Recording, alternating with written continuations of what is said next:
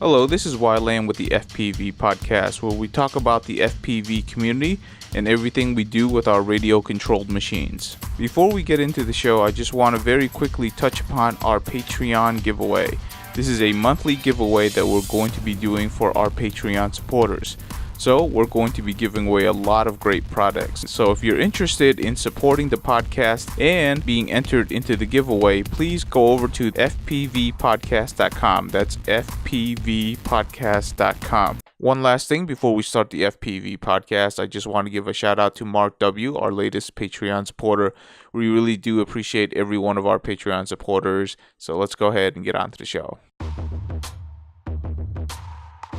Hello everyone, welcome to this week's FPV podcast. We got one of the professional racers coming back and giving us his knowledge of the world of drone racing. And we really need it right now because there's a lot going on. But before we introduce him, Elvin, what do you got besides pointing fingers? Hey guys, how you guys doing? I hope you guys are enjoying your time with your family and stuff and flying. I am. If you don't, get your butt outside. Go flying. Don't sit in the house and make complaints. Go find somewhere to go fly in cover. Parking lots, garages, stuff like that. Anyway, peace, love. Let's get this started, man. I want to talk to Brian.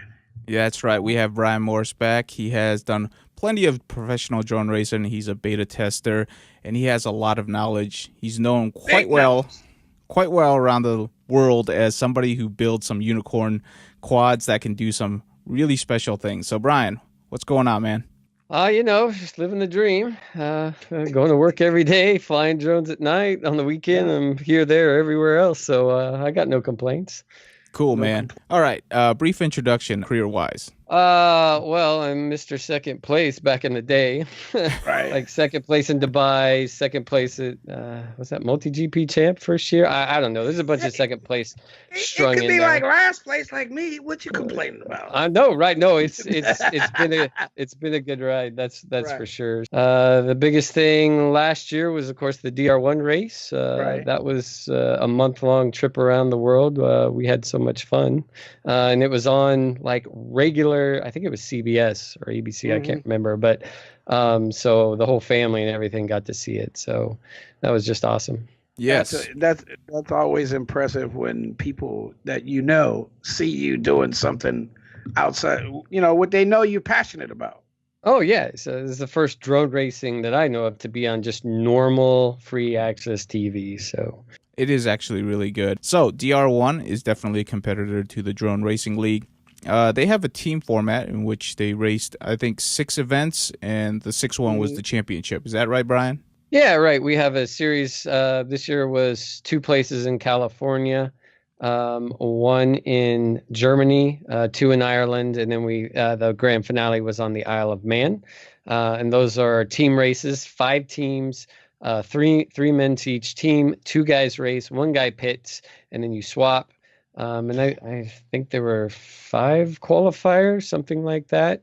And then the top 2 teams go into finals at every location. They go into heads-up battle. So we won a couple of those, including the last one, which was the important one. It was a winner-take-all kind of deal at the last event. So me, Minchin, and Sean Taylor, who was injured, interestingly enough, he didn't actually get to finish the last 2 races. He went out, and we had to finish with Harry Plested came in 1 race, and then Andres, I can't remember his last name, I'm sorry, Sir Crash-A-Lot came in for the last race. So quite a bit of excitement. It was certainly rough, but DR1 is drone life. Like, you just 24-hour drones, and you, for a guy that works, it's always you've gotten to the end all be all when you don't know what day it is, and that certainly happened during this trip. Every day is drone day. It's either race day, travel day, or practice day. And, where are we going? What?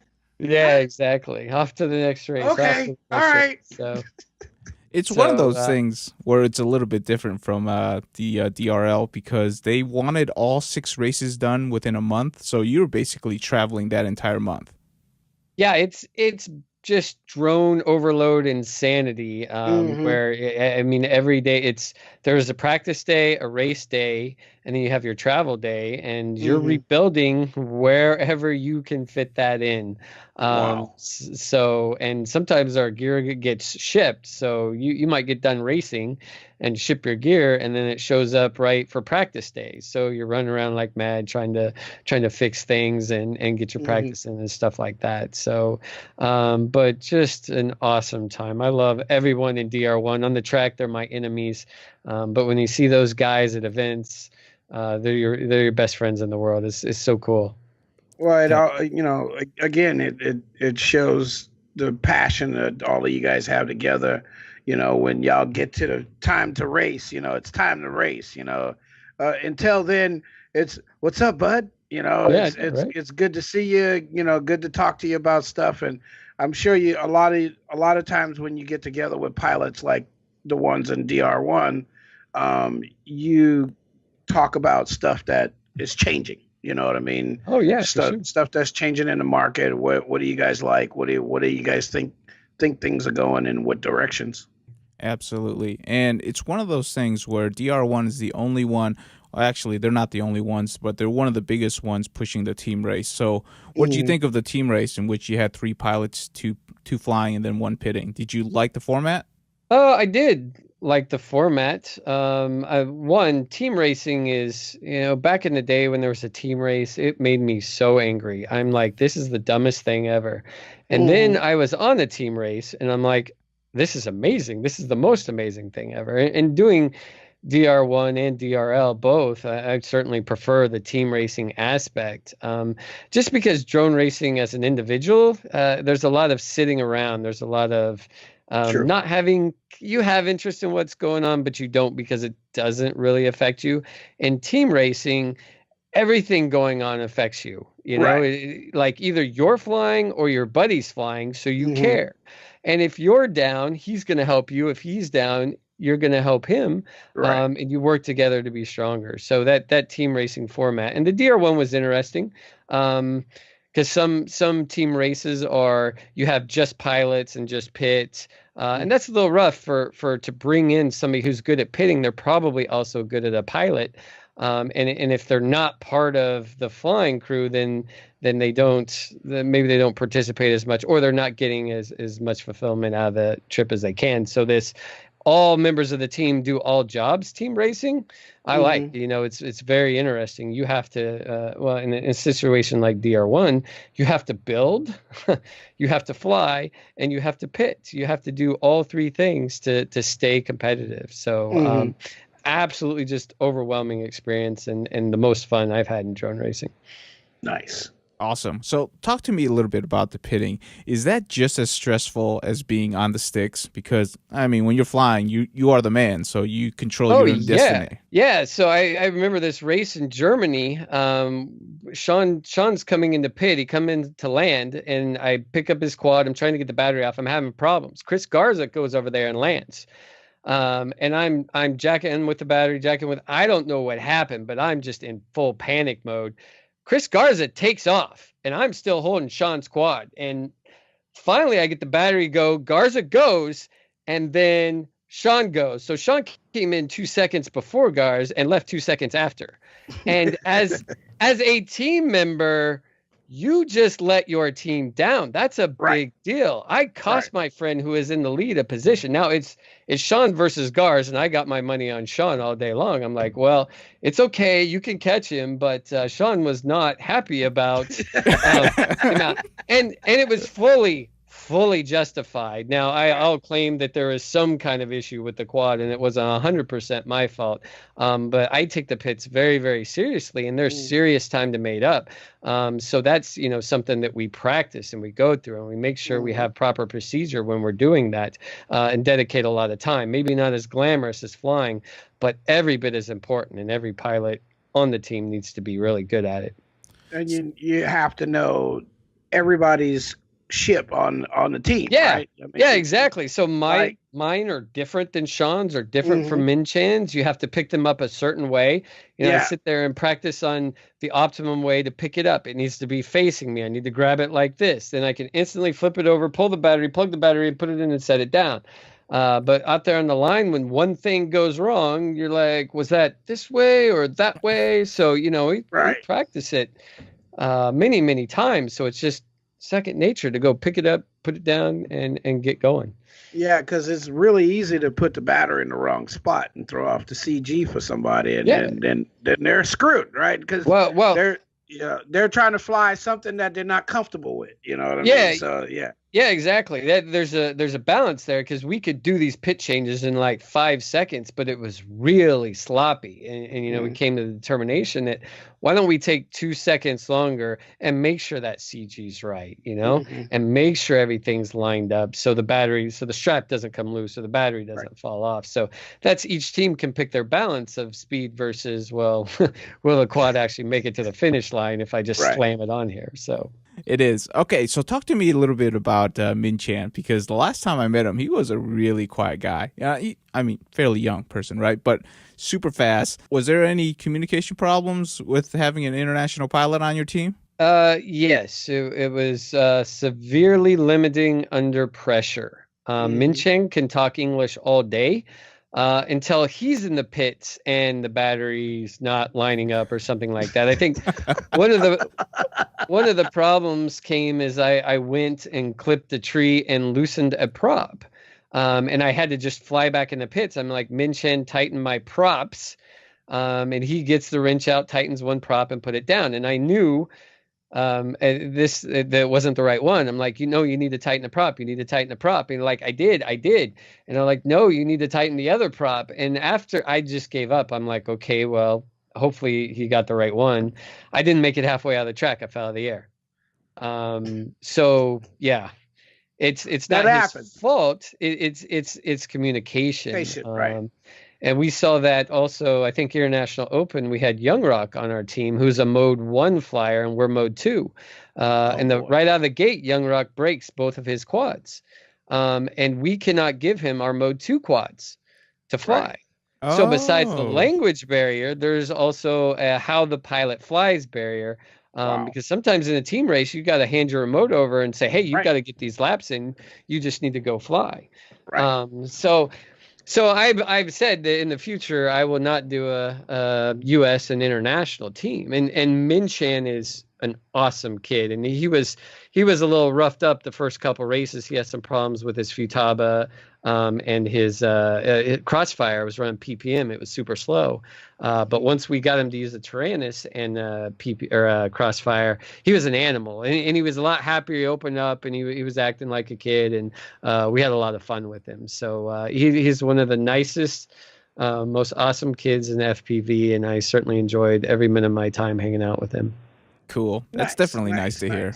Yeah, definitely. Yeah. So we've seen him stressing. We've seen him stressing, but it was rightful, Oh yeah, sure. So Minchin, I think is number 1 in the world. I'm not gonna lie. That from what I've seen, there are kids that are close, but I think he's just a little bit better. And that's he's got a lot of experience over the younger kids too. So. Well, yeah. First he comes off as a 3D helicopter pilot like myself. Right. And those guys just automatically get into the top 10% of the pilots just starting out. I mean, that's just the way it is, because when you go from advanced 3D aerobatics on a helicopter to a quad, it's going from advanced math in college to basic geometry in kindergarten. I mean, I'm sorry, a fixed pitch quad is very easy to fly. So those conversions do very well. And Minchin is one of those conversions and just went right to the top. Give us your feedback on why you think Minchin is so good. I don't know. I mean, when we see, I want to say Asian kids in racing, they like in helicopters, they just have an awesome practice routine. They take it very seriously. Yes. It is their life. It becomes their life, and that's how they're raised. And so I'm not surprised at all to see him at the number 1 position for sure, because you will just go out there and run pack after pack after pack, and that is the most fulfilling thing he could do. Where someone else like me, maybe Banny UK, Banny UK goes out and does some long range flying or something else like that. So I think Minchin might have a little edge there. Yeah, okay. It's got to be that cultural pride and practice. You know what I mean? I'm not saying that other cultures don't have that, but you know, it's a proven fact that over time that we've all realized that Asians and most Micronesians and Polynesians and all of this, once they start to focus on something, they master it very well and become really proficient at it, and it's unmatched in skills usually. Yeah, absolutely. I agree. I have to agree with that as well. So, okay, one final question, and we're going to move on to a different subject. One of the most interesting things that you said while we were talking before the podcast was that you practice on 6S, but when you go into the race, you actually drop back down to 5S. I think I said that right. What's your philosophy there, and why do you do that? So in DR1, they had these triangle gates of death that were made out of metal, and if you touch them, your quad exploded, and you're on a 1-month trip with limited supplies. But what I know and what I've learned in the past is practice is 100%. I want to go as hard as I can, as fast as I can. And I want to break everything in practice, and I want to learn as much as I can. So, and there's a balance of crashing and getting the laps in. If I'm going to crash, I'm trying to crash at the end. So I put 6S on, and I run as fast as I can. And then my 5S rigs are just a smidge slower, and they slowed me down just enough to make sure that I'm lined up for the gates to keep me from crashing a little bit more steady. I'm known for super low rates on my quad. My rotation rate is 300. I think 300 degrees per second and 350 degrees per second. Nobody runs rates that low, and it's just so I can full bang on the stick. So I want to bang on that throttle too, and have it to be just a little bit less responsive, and that worked out great for the DR1 tracks that I was doing. So.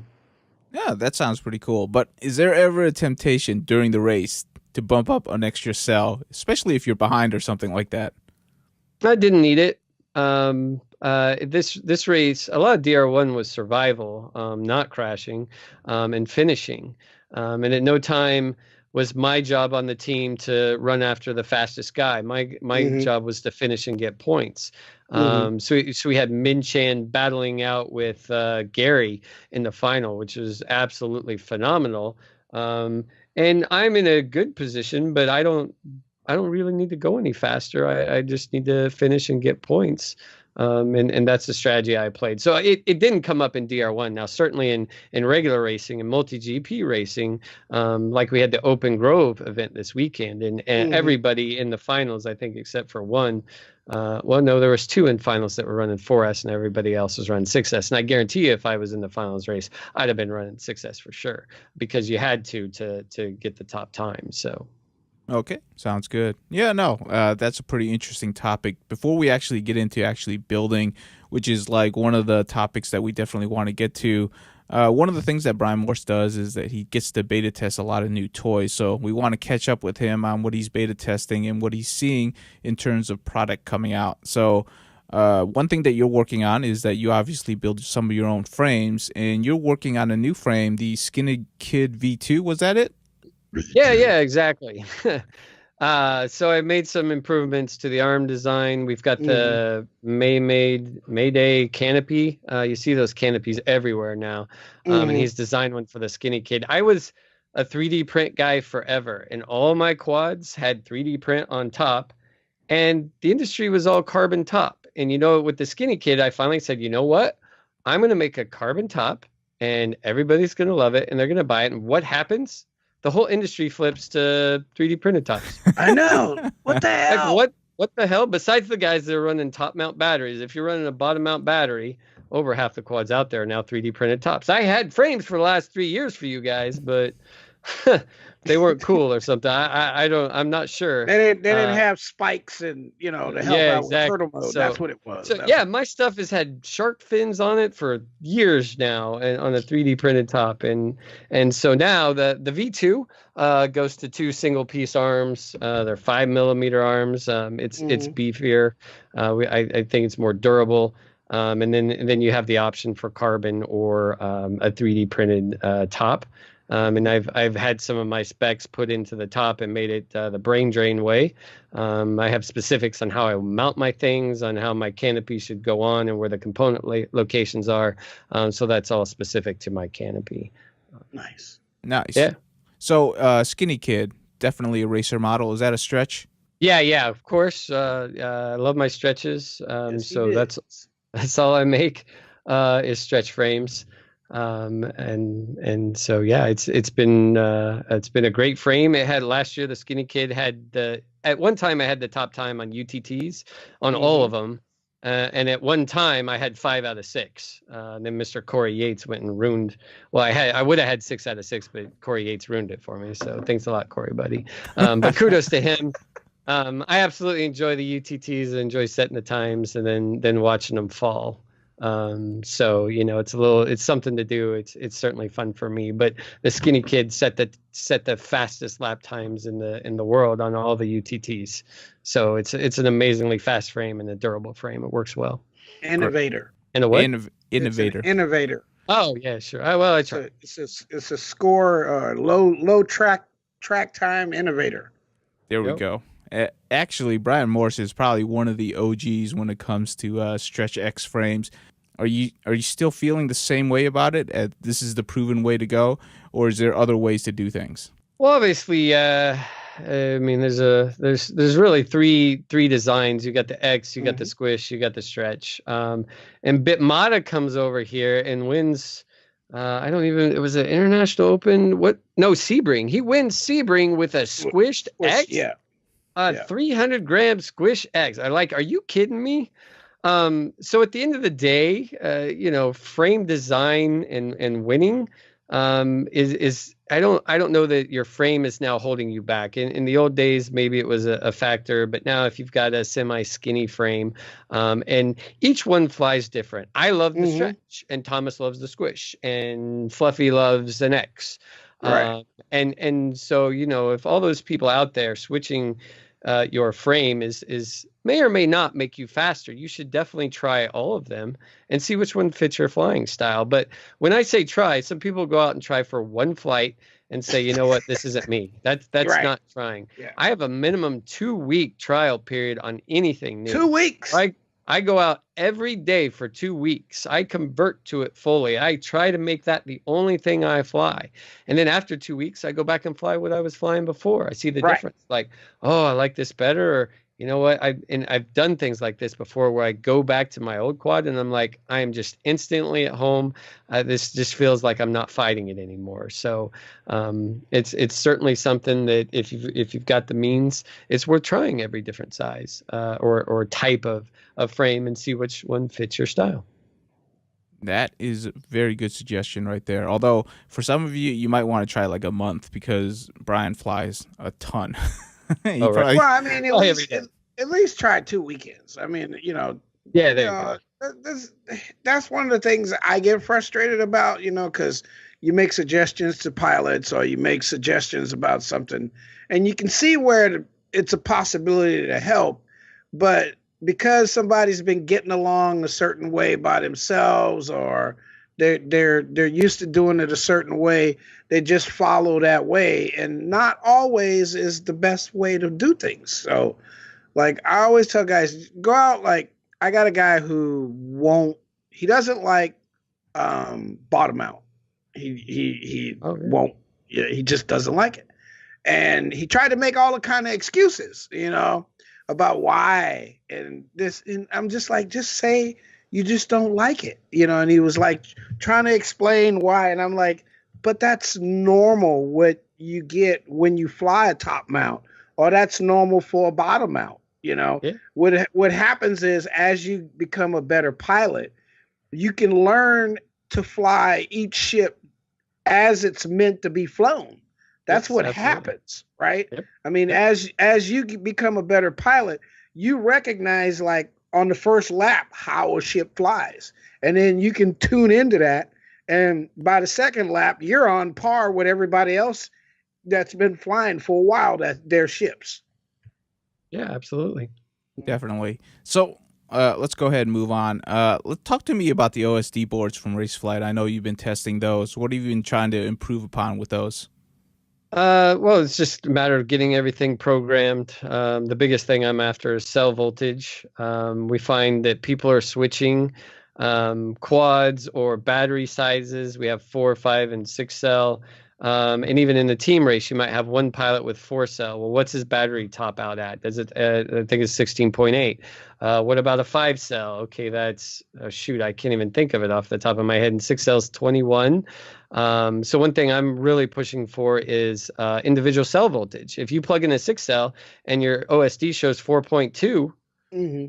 It doesn't matter what battery you have plugged in. You know what the cells are. We fly by the cell voltage, not the total voltage. So, that's one of the major things that I'm pushing to get added to the OSD board is to, no matter what battery I plug in, if the battery's overcharged, I plug in a 5 cell and it shows up as 4.5 or 3.5 volts. Is like, okay, well, I know this battery's overcharged. So, besides that, it's just testing the boards with the new 32-bit ESCs.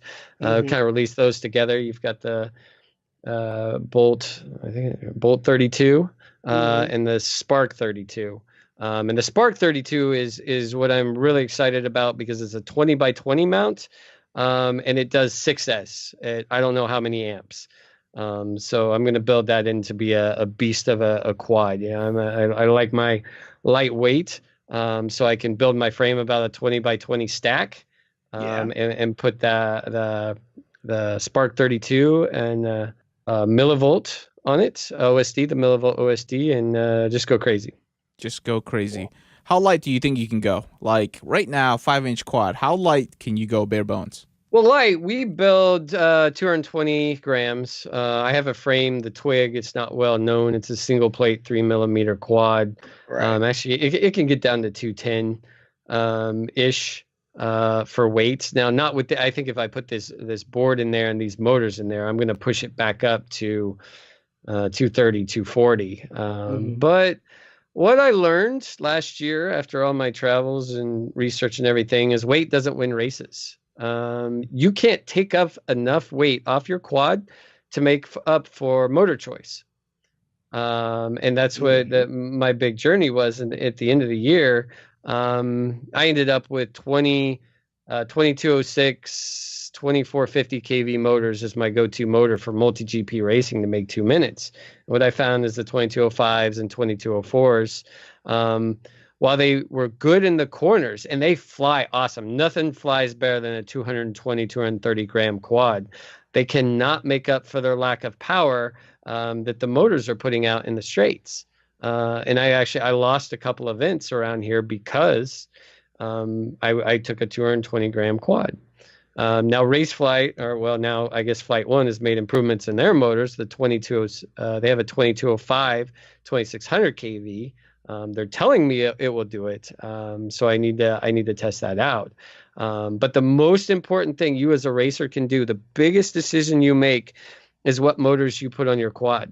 And you can win or lose a race simply from that decision. It's that simple. Not frame, props a little bit, battery, of course, especially if you're running out of flight time. But the biggest decision you're making is what size motor, the 2308, the 2207. And then, of course, now we're going to throw into the mix the 4, 5, or 6 cells.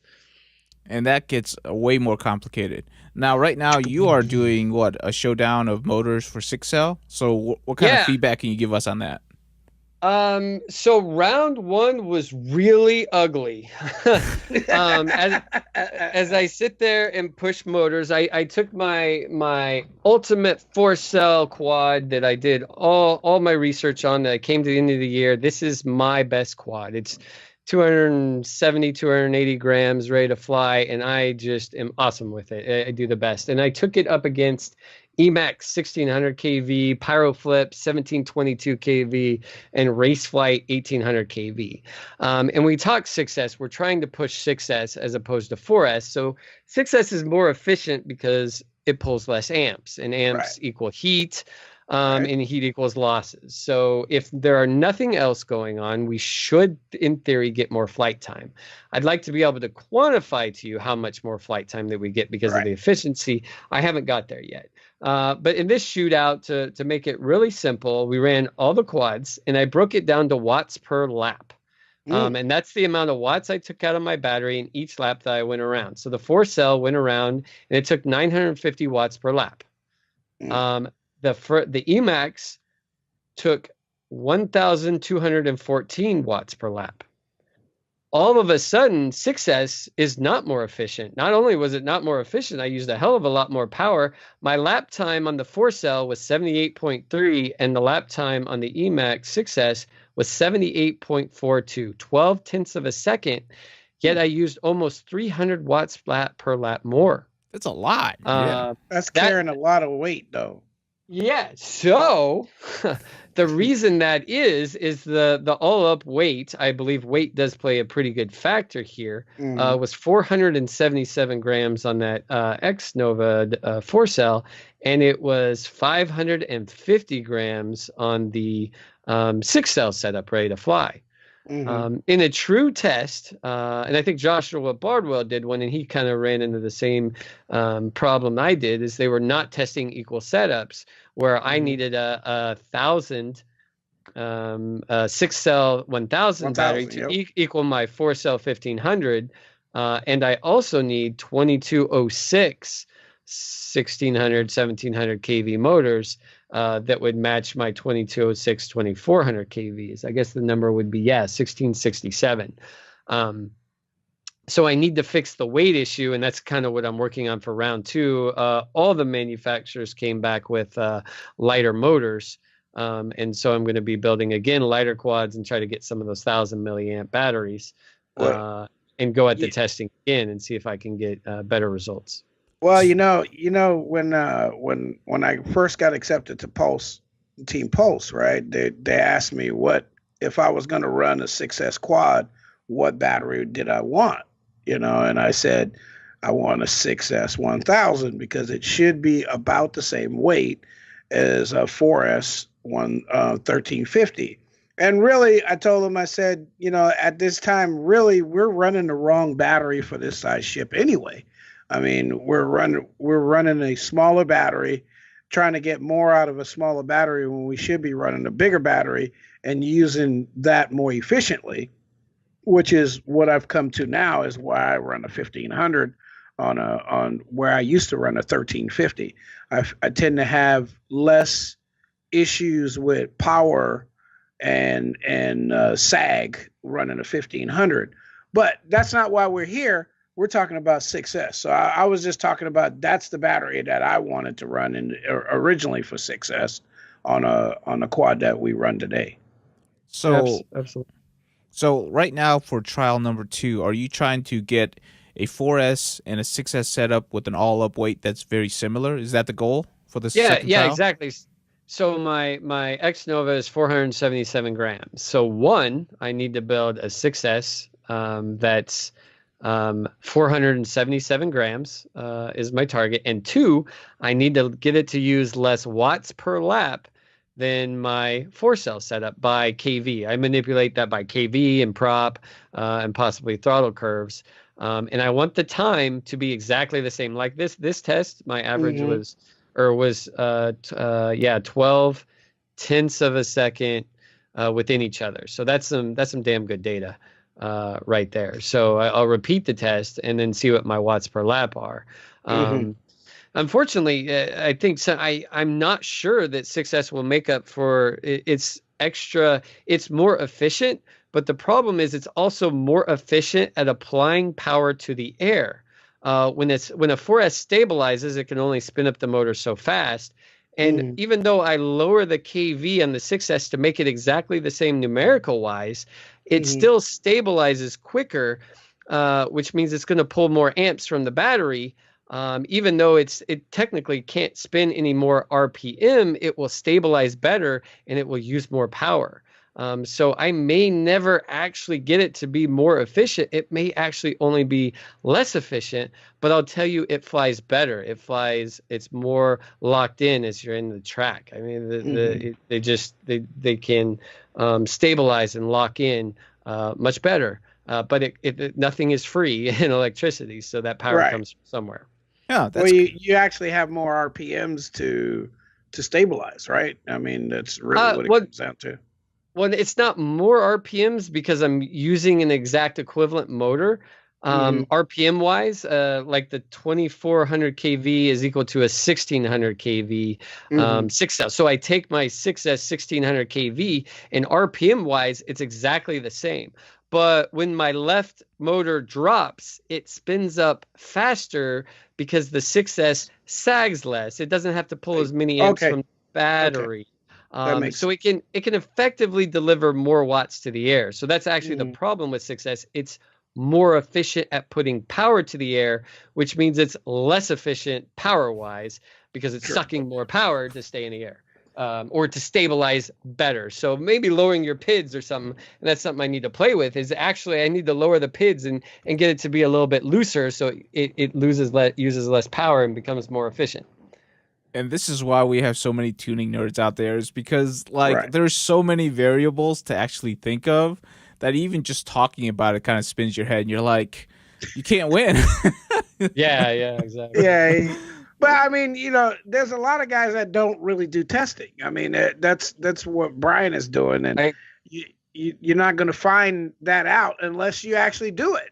I mean, go ahead. I guarantee you, nobody does testing like I do testing. I mean, just this one test is 20 batteries on each quad, and then I take the top 10 and average them and get numbers, and every battery I'm keeping track of every milliamp hour that goes back in and out of it. It's just absolutely insanity. Logistical nightmare. Yeah, but when I get done, I got a super spreadsheet that tells me exactly what it is. And I like my spreadsheets and my real world results. I'm a real world result guy. I hate mini quad test bench. They give you a number that means nothing. Like, I'll go out there and tell you this motor is more efficient than this one in the air around a racetrack because here are the results. Right. And this is the reason why we like talking to Brian Morris, and he builds the quote unicorn builds that are super efficient in the air. It's because he goes through this rigid testing and he actually has all of the data. It's probably worth money, but Brian doesn't like to share, so I'm kidding, Brian. So talk to me a little bit about this efficiency. Since we're not seeing that efficiency, but we're still seeing an improvement in flight characteristics, it seems like what you're saying is 6S is still the way to go for the future. Yeah, so we'll take the Open Grove, for example. And a lot of people are connecting or saying 6S solves the problem, and they're making a few mistakes. One is not changing their motor kV, and that was a big complaint in the beginning. If you take 6S and you put it on a 2500 kV motor, you got an animal quad that flies so fast for 45 seconds. And the key that keeps this thing going in multi-GP, like the race this weekend, was 2 minutes plus a lap, and even finals was 2 minutes plus a lap. And I have X amount of watts in my battery.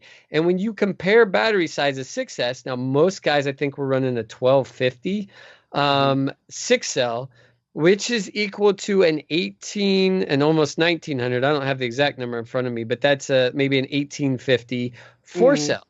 1500, if you're still running a 1504 cell, you're behind the times kind of now. Not because you specifically said it earlier, but that's what I see out there on the race line. And people are saying 6 cell is just kicking my butt, not speed wise, but longevity wise. Your 4 cell battery is too long. And you need to be in the 1900, 2000 range on your 4 cell to keep up with these 6 cell 1250s. Sure. And right now, Open Grove was dominated, I think, by 1250-ish batteries. The 1000 wouldn't have cut it. And the 1250 is pretty chunky for a battery because that's definitely much bigger than your 4 cell 1500. Yeah, so battery size and motor KVs both need to be converted when you move over and take it into account when making the change. So and that's that graphene battery, right? Yeah, sure. He's not giving away his secrets. What about props? Talk to me about props. When we convert from 4-cell to 6-cell, are you noticing any prop characteristics? Some doing better than others, or anything like that? What about prop failure? No. Once again, the RPMs are the same, so the props are kind of reacting the same, minus that 4-cell doesn't stabilize as good, and so there are props on 4-cell that kind of suck. You're like, I don't like these. And when you put them on 6S and you get the benefits of increased stabilization, that prop that kind of sucked is actually kind of decent because the 6L made up for it. Now, whether it's efficient or not, I don't know. But it can definitely improve the handling characteristics of a prop. So what we find is if you want to go tune for a race now, one, you need to pick a nice KV, the 16, 1700, 1800 range, I guess, somewhere in there. Now you use props to gear. Back in the day, we had 4.5 props and maybe 4s, but those sucked. Now there's 4.1, 4.2, 4.3, 4.5, 4.6, 5.0, 5.1, 5.2 props. Use that to gear for your track. You go out there with your 1700 kV motor on your 5.5 inch prop, and you run it and you don't finish. Then you put on your 5-inch prop, and you put on your 4.6 inch prop, and because that is so much easier than changing quads. So even where I used to carry 3 or 4 different setups, now I can carry one motor setup and a whole bunch of different props. And kind of change that gearing and get away with a more universal setup, which is nicer for the little guy. So if anything, 6S has really given a better width to the new racer that comes in. He can just buy the one and a bunch of props, as opposed to carrying 15 different quads with all kinds of different KV motors for every different situation. Yeah, I've been preaching that, man. I've been preaching that about how, you need to take more than one prop to a race, because you may get there and it might be too much wind. The prop that you chose might be a little bit too floaty for that air. You might need something that cuts better, slices better. It just depends. When you tour all over the place, you can get somewhere and it's totally different from what you've been practicing. Absolutely. Every track's different. And I've always, being a hardware guy, I come prepared with hardware, props, whatever it takes. You don't want to lose to that sort of stuff. That's easy.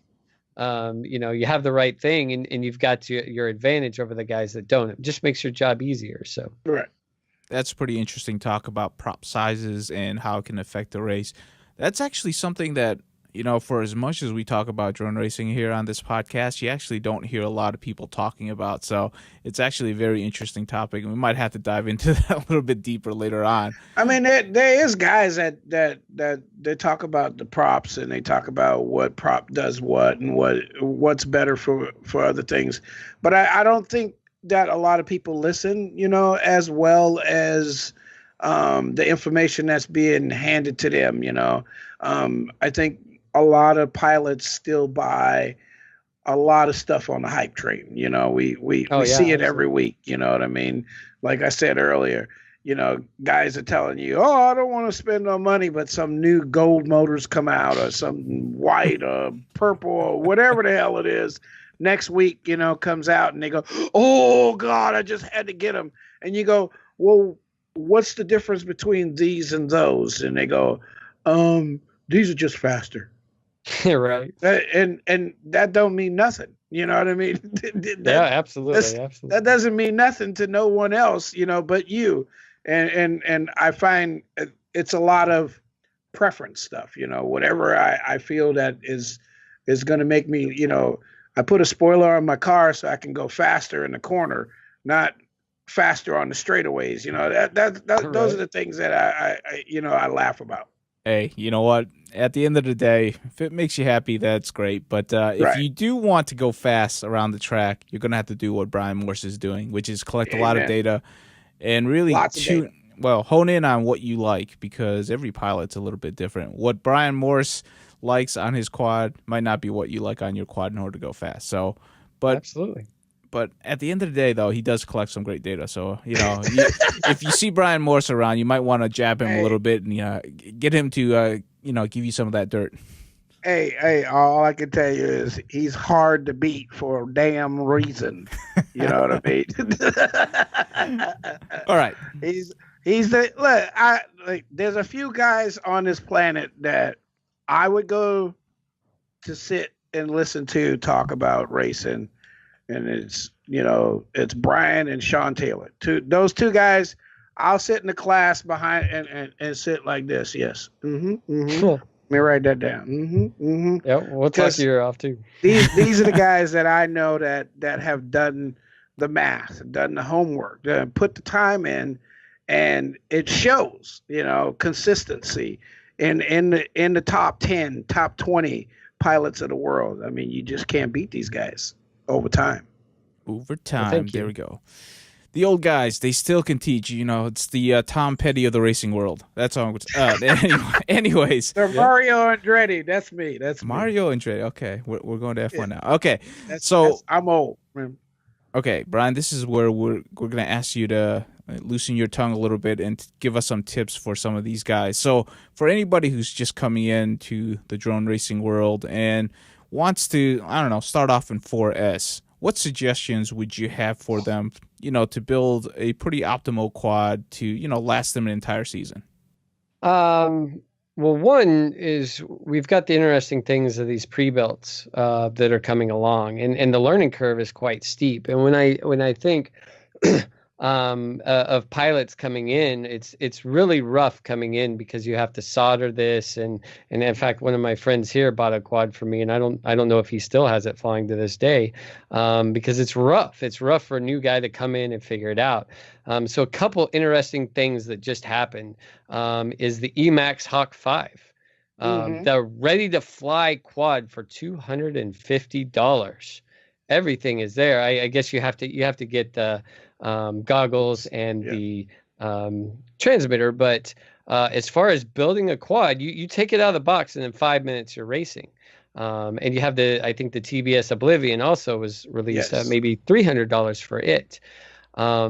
These pre-built packages for new people, like these are the people that we need to get in. We need to hopefully get them hooked in on racing with durable beginner quads, and then instead of having to build the whole thing, if they break a motor, okay, they just got to solder one motor. They see how it was connected so they can disconnect it and connect a new one in there, but they don't have to program everything or figure out camera settings or wire up the VTX. So for me, for a beginner, I think the Hawk 5 is one of the best things going, and maybe the TBS. I haven't seen everything about the TBS, but those packages right there are amazing. Beyond that, I'm a big fan of those people going to their local multi-GP chapter, and seeing what those guys are running, and asking to. And certainly every guy around here probably has something for sale. Buying a used quad from one of those guys that's mostly assembled or all assembled. Those guys get to sell something that's maybe not as competitive this year, and a new guy gets something that's already put together and built for cheap.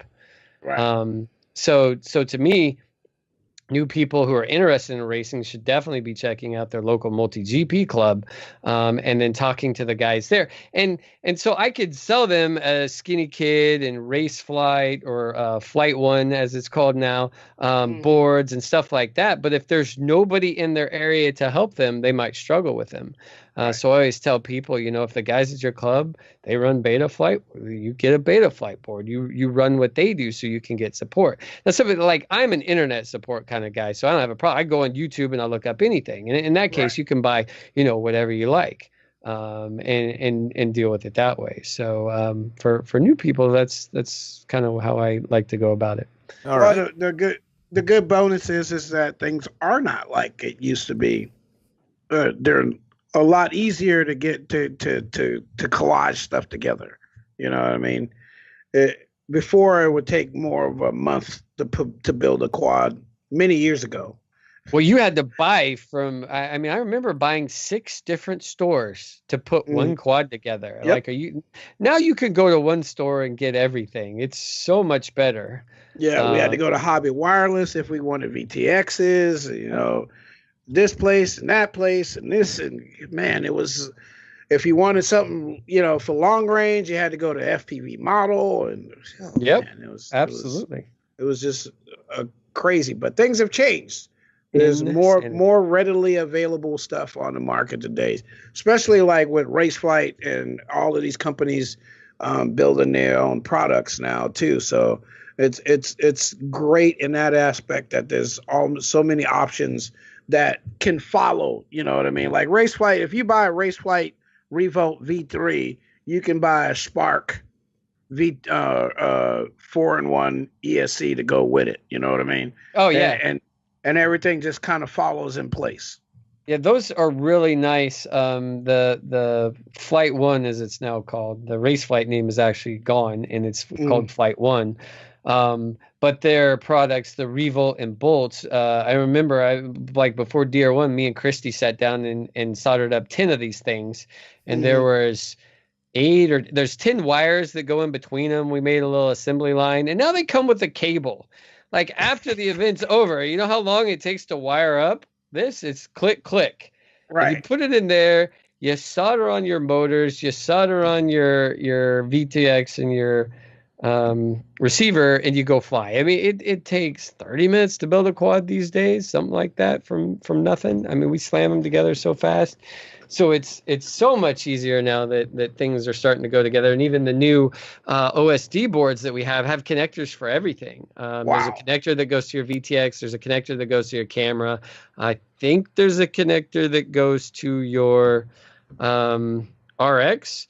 So literally solder 4 motors on, and you can almost solder, everything else. Just click, click, click, click, click, and hey, man, it's time to go fly. Yeah, yeah. It's so much better. I've spent so many nights building quads, and I can do less of that now. And we have date night is build quad night sometimes. So Christy enjoys. We actually get to go to a movie every once in a while, instead of spending 4 hours building quads, I only had to spend one. Right. Click, click, click. So now we can actually go and do date things that might be interesting to a girl. So bonus. Christy is one of the most supportive women in FPV. Yeah. I swear, she's everywhere and she's so supportive. You're a lucky man. Absolutely. That's all I'm going to say. Talk to me a little bit about the guys who are going to be making the conversion to 4S to 6S. Any general advice if somebody to come up to you saying they're going to make that conversion? Yeah, it's pretty simple. Sub 1800 kV motor. I don't even like 1800. It sucks a lot of power, but that's what I run in that's what I consider my top end, I guess. And Flight 1 has some nice 2208 1800s. Those are beasts on 6S, and you stay in that 16 to 1800 kV range with a battery size of 1,000 to 1,300. I have a problem right now recommending 1,000. If you're a fast pilot, it's got to be a short course. It's going to be a limited use battery. Your better battery right now is the 1250, the 1300s. And that's it. I highly don't suggest running 6S on your 2500 kV. It's not efficient. It's certainly possible. If you limit the throttle curve, you can do it. I'm not a fan of doing that. If you convert it properly, it all works better together instead of running your speed controller around it at 20 or 30%. You can ramp it up to 70, 80% where it's more efficient. Okay, sounds good. So far in the racing season's just started with the success coming in right now. Have you seen a mass conversion to go to 6S just from the races that you've been in? So I don't Open Grove. I know finals. I think finals there were 6 pilots in finals, and 4 out of 6 were running 6S there. And when I look around the field, I feel like most of my guys, which I'm going to call the pro guys, were running 6S. I know Sean Taylor wasn't. I know Alex Vanover wasn't. But most of the other big names had already converted to 6S. And poor Alex said, I'm not going to run 4S at this event. And I held his feet to the fire. I was like, all right. Because I wanted to see the data. I wanted to see, I have my tests. I know where I think it's going to end up. But to prove anything, you have to take it to the race. And that's some of what I did last year. I had this unicorn build. I took it to the race and I won with it. And to show the death of 4S, it has to be taken to a major event against the most competitive pilots and either prove to work or fail. And not every track's the same. And 4S isn't obsolete by any means, but the Open Grove track, which is a very, very, very fast track, was dominated by 6Ls. 6L fell out of the air a little bit, 4L fell out of the air a lot. And again, it's mostly because there were some 4L 1900s running around, but we were skeptical of the capacity on those. I think they needed 2000, 2100 to make it around that track, which was easy. I say easy, but they struggled for the 6L 1250s. So the conversion is going nicely at pilots, and honestly, Open Grove was some of the best racing I'd seen. I want to attribute that a lot to the track. It wasn't too technical. It's nice and open. And it was an amazing track where every heat in the A mains was a nail biter. It was just so fun to watch. So far, 100% better for racing. From DR1, I was running 5 and 6L, and once you fly that stuff, you don't want to go back. It's not for the speed. It's not to go faster. It's better stabilization and hopefully longer flight times. The 6S will carry a heavier battery better. So, okay, that sounds pretty interesting right there. No, good advice there. Now, being the man known for his unicorn builds, and if you're willing, tell us what your unicorn build is, and does it still have a future? I mean, are you still going to use that build this season? So the unicorn build was all based on the Luminaire, the 2206, 2350 motors, the super efficient motors. I have to replicate that now in 6S. I want to find that magic in 6S. I haven't seen it yet. The 2300 KVs won't do it. The KV is too high. So I've got to get Luminaire to make lower KVs and see if they're magical, and as well as anybody else. So I think I've got some potentials sitting in the front room that I've just got to get the testing done. But I've got the first round of what I think will be as close to something that might be as magical as those Luminaires were. So 4S obsolete, not even going to touch them anymore, or? Yeah, for me, I have no reason to build a 4S quad. You see a lot of guys that say, well, I kind of build on my quads for the year. My lifespan of a quad is 3 months tops, if not weeks. So if I got to chew through 20 motors to change several quads over, I mean, that's part of being a professional racer. So right now, I don't see a place where 4S is going to be better than 6S minus that I can't build a 220 gram quad right now on 6S. I think I could get it down to 270 or 280, but that's honestly where I'm very comfortable flying. That's actually what my 6S went back up to. My fastest 6S is 277 grams. Is that right? No. Yeah, I think it's 270 something grams. So my goal right now is to get a 270-ish gram 6L with efficient motors, and I would not need to run 4L ever. So, okay. Absolutely. Okay. Yeah. Okay. So with that whole thought process with the 4L and the 6S, I kind of want to I want to ask you a couple questions about what happened to the whole 3-inch thing. Like, there was a time when you were really amped on 3-inch, and they were fast. I mean, me and we saw you guys run, I mean, a couple of runs at Dover. I mean, Dover was phenomenal. It was scary, for 5 inches. It was yeah, like, sure. what? Hey, watch out, dude. That little dude will cook your ass. Right. Well, what happened? So 3-inch is good and bad. It is amazing for cutting up tracks. I've even done some of the UTTs on the 3-inch, and the fact that I can go through the gate at what I think is a 80-degree angle as I'm going through it, I'm just cutting it so short. It's awesome. But what's happened is the pilot skill has increased. Back in the day when you had a tight race like the XDC race that was in Las Vegas a little bit ago, was a very small, tight course.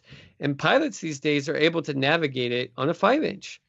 And if you can pull on, at the end of the day, the 5-inch is always faster. It has a higher top end, and I find that it corners better. The 3-inch power to weight, and there was something, the disc loading theory that I talked about last year and things like that.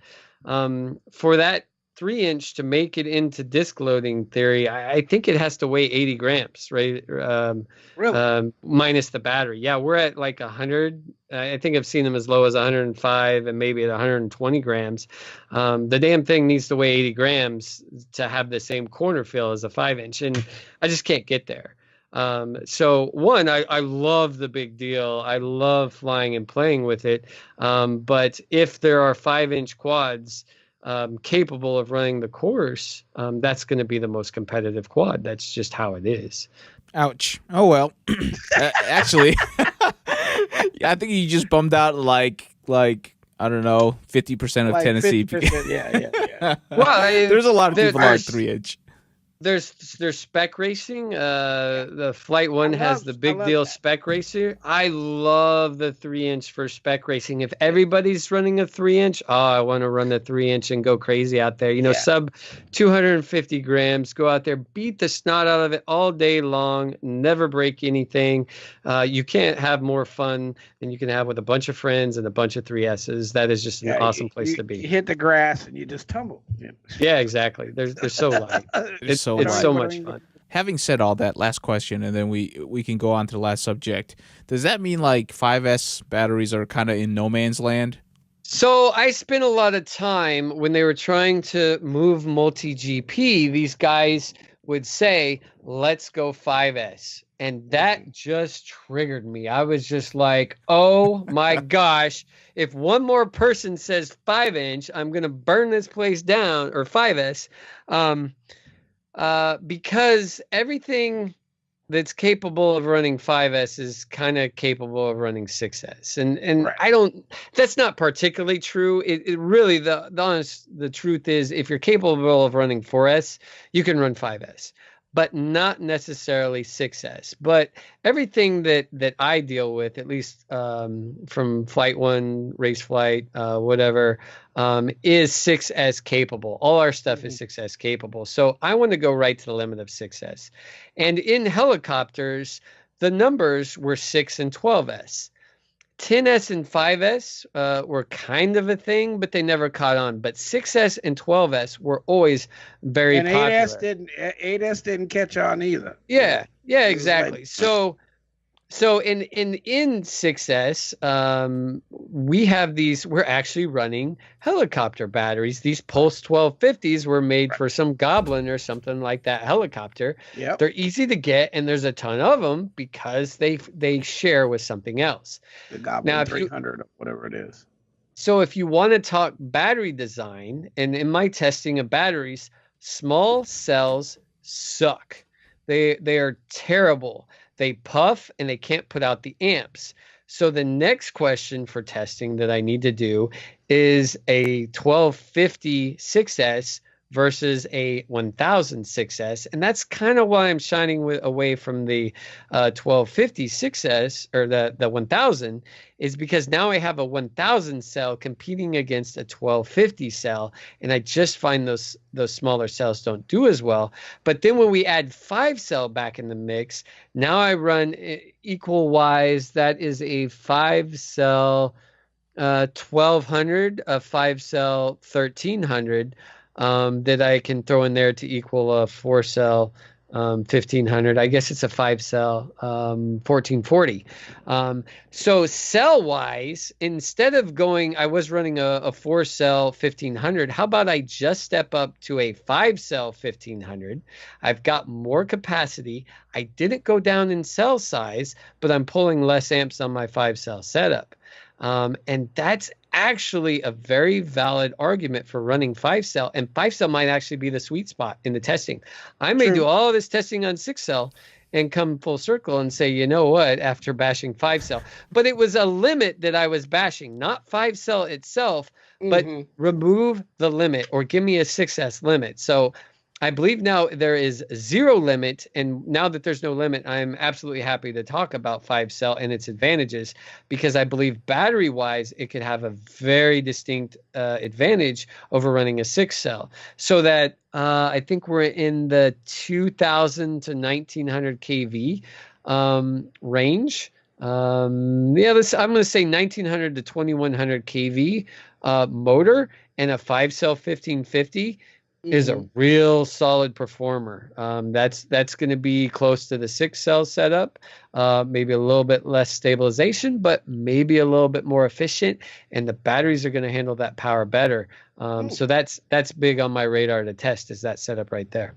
Sweet. More stuff to test. Brian's going to be busy this whole season. I know, right? He's just going to be running UTTs. That's all he's going to be doing. Race? What race?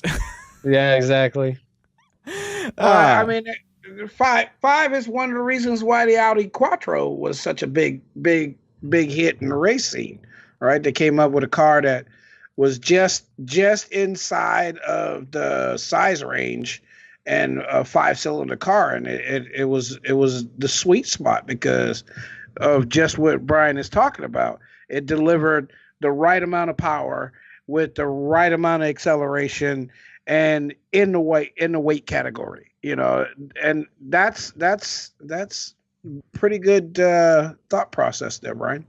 Yeah. It is. We could ask questions forever because, like, when he was talking, I thought up of 4 more, but I'm not gonna waste all. And I'll never shut up too. We can go all night for sure. I got so much information. Elvin, do you want to do your pitch? Well, okay, so all right, guys. Everybody's been watching these quad classes or whatever you want to call them. And no disrespect, I think they're great. It's a great idea, but that's pretty much freestyle guys, and not knocking them. I'm thinking that we could get some racer guys to teach some guys to race it. I mean, a class. I mean, how many of you guys out there would pay to go to class with Brian Morris and Sean Taylor? Or Chris Gaza and a couple other guys, you know? I mean, really think about it, guys. I mean, if you're interested, hit Brian up. I just threw you under the bus. Rip my inbox. Hit Brian up. Or hit me up. I know Sean has talked about it in the past is something he likes training, and I do too, absolutely. You know, I love watching footage and giving people feedback and even spotting. I've done a lot of that over the years. I remember at the first DR1 I think it was a DR1 event, I was watching Johnny FPV fly, and I'm like, you know, he was new to the sport back then. I'm like, hey, you want some tips? It's like, yeah, sure. And like I told him this, that, and everything else, and he seemed to really enjoy it. And I think it helped him. So that's something that I've done in the past. Of course, I was racing with Gary Kent, and I started doing the same thing to him. He's like, shut the hell up. He's like, I don't want nobody to talk to him. And that's certainly nothing against Gary. It's like, yeah, well, you don't want some old guy barking in your ear, telling you you're doing everything wrong. So, but it's absolutely, I know it's something Sean's interested in, and I'm certainly interested in. And I agree, you know, quad camp for freestylers. I'd like to do racing because me and Sean both have years of knowledge of quad building and testing, racetracks, lines, you know, approaching obstacles, things like that, practice regiments that we should be teaching people. You know, we need to bring the kids forward. Not that the kids need to be any faster, but and keep everything moving forward.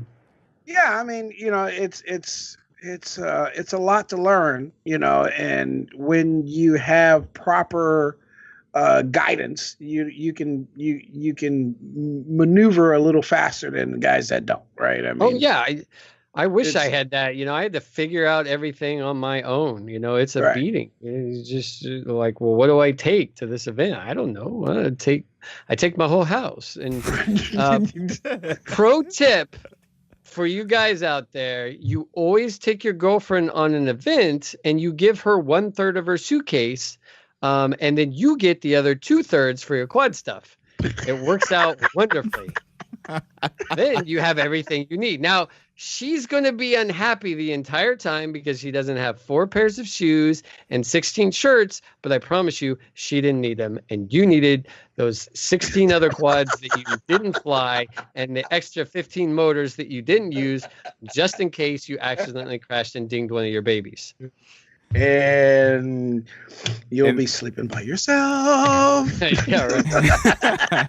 And he just proved why Christy is like the best supporter of Brian Morris ever. Absolutely. She comes over. She knows out of her 50 pounds, she's got 30 pounds. And if she's over that, she's going to get a lashing. There better be 20 pounds for me to put my stuff in her suitcase. 20 pounds of metal. Oh, yeah. Here's the chargers. Here's the soldering iron. Here's some quads. Put that in your bag over there. 45 pounds. And then if there's weight left over, like I go back around the house and gather more stuff. Like we go in we put our bags on the, it's 49.5, 49.5 when they go on there. I got just absolutely max every time. Oh, flight attendants like, dang no. Yeah, exactly. And I'm like, that isn't on accident. Right. I packed it in there just like that. Yeah, I got my own scale. You guys are funny. But you know what? Brian Morris is not joking. He brings a lot of stuff, and he knows how to build it during the event. Seen him so many times doing that. Well, I mean, he's the one guy that could show up at a race and somebody can build a quad, and he can be competitive. That's pretty. We've seen that, and that's pretty special, guys. When you can go to a race and not have all of your stuff when it's time to race, and they build the quad and you're competitive and in the top 2 of racing with a quad you haven't flown more than 5 times. Yep. That's pretty damn. Been there, done that. Been there, done that. Okay. And my 2 cents we're witness. Yep, my 2 cents for Drone Racing School, which I think is definitely awesome. I know there are fast kids out there, but I guarantee you put Brian Morris and anybody else, they're going to be faster. It's just how it is because, it's discipline. It's like these kids are fast just naturally, but with discipline, they can be even faster. It's proven in every form of racing. Every form of racing. Okay. I will not. No. I will get off my bench now, and we will start wrapping it up. All right, Brian. Obviously, you've been known around the community for a while. Somebody wants to reach out, talk to you. Where can they find you? Facebook, you can actually search BrainDrain, one word. I think it comes up. Brian Morris, of course, is the name. You will find me on there. Instagram, it's at BrainDRN. It's cool how the kids don't talk on Facebook. Like I get messages from I meet these kids at the local field, and they're lighting up my Instagram, and I'm like, wait, what? What's Instagram? Are you kidding me? So I'm on there. And those are the 2 major platforms that I use. So hit me up on either one if for some reason you don't hear from me. I may be at an event. The server may be blowed up at work. Who knows? But I do my best to get back to everybody that's contacted me and get their questions answered or point them in the right direction. Cool. Anybody that's interested in your frames, where should they be going? It's Flight 1. They just changed the I think it's flight1.us is the URL right now for yes. The race flight is now Flight 1. So and then they have the skinny kid is on there. I know they've got some V1s coming in, and V2s are going to be out just a little bit, but pretty soon we'll have those good to go. Cool.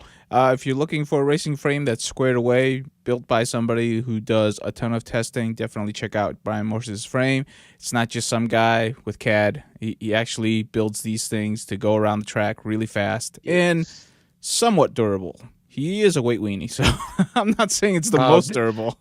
These are the twig is light and not the most durable. The skinny kid is pretty darn good. I did several of the UTTs without breaking a single part on the frame. And anybody who goes for a top time on UTT is usually breaking some stuff to do it. And in all 6 of them, I broke 1 or 2 arms. So it's a very durable. It's not a light frame, but it's a very durable frame. And it's a happy medium in weight and durability. And so that was kind of the target goal. And it's made for the Flight One ecosystem. The bolts and the revolt, it's got rear mounting locations for them, and everything fits in there perfect. And my frames are very specific. It's made for the stuff that I fly. You can put other stuff in there, but if you put my what I recommend, you're going to have the biggest chance for success. There you go. So that's kind of like a ready-made for the Flight One world. So if you just want to plug something together real quick, that's a good way of doing that. They actually have some really cool stuff. There's a lot of racers out there that go by their 4-in-1s and their OSDs. So, okay, Brian, anything else before we quit for the day? No, I'm out here trying to have fun. I've seen a lot of fun. I've seen over the winter, people, I think, got a lot of kind of antsy, and there was some fighting going on in the internet. But every race is about getting together with your friends. It's about having fun. It's about flying. And I just want people to remember that, that's what makes FPV special for me. Seeing my friends all over the world, seeing what's new with them, and going out there and putting a few laps side by side with them. So every time you go to the field, every time you go to fly, remember why you're there, put a smile on your face, have some fun, do something you enjoy. There you go. Words of wisdom by one of the professionals in our league. Great wisdom. Brian, thank you so much for joining us, man. It's always great to talk to you. You're a wealth of knowledge, especially in, the racing side of things, because there are a lot of people that throw out numbers, but they don't really mean something until you actually put them to something that's useful, like on a racetrack. Right, exactly. I test everything I say and try not to say anything without having something to back it up. There you go, folks. So if you have any questions, definitely hit up Brian Morris. We always enjoy having him. I'm sure we're going to have him on at the end of the year to see how his progress with, success is. And I'm sure, by 2019, we'll be talking about 8S or something weird. I don't know. Yes, there's no limit. So we can go 12S. 12S. It's 12S. The battery is going to be bigger than the quad. 12S 850s. 12S will be double. 12S 500s. 500s. Yep. 12S 500. 12S 500s. I think I got one pack. Hey. There we go. I want to see that, Brian. I want to see that. All right, well, I got to get an ESC that can do it. I think we can do 8S, but I'm going to have to get the 12S, and then I'm going to have to get those 800 kV motors. Yeah, they don't make 800 kV in small motors. Yeah, they don't. They don't. 800 kV is like 40, 50 millimeters. Yeah, they're heavy lifters. All right, we're done for the week. Thanks so much, folks, and we are out.